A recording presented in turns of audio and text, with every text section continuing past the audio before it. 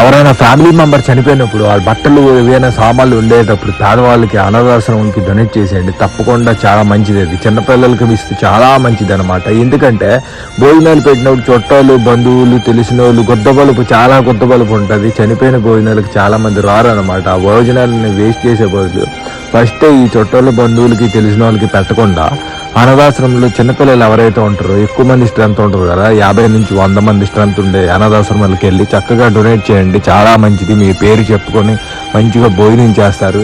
ఎందుకు చెప్తున్నానో మళ్ళీ మళ్ళీ గుర్తుపెట్టుకోండి. చక్కగా వెళ్ళి అక్కడ డొనేట్ చేయండి.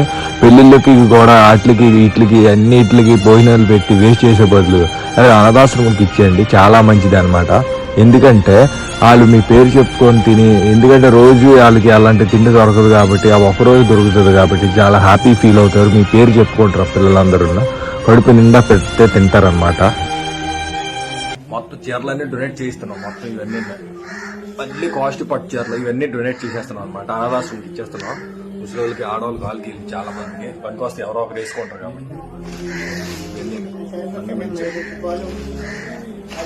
ఎంత పట్టు మొత్తం ఇవన్నీ ఇచ్చేస్తున్నాం.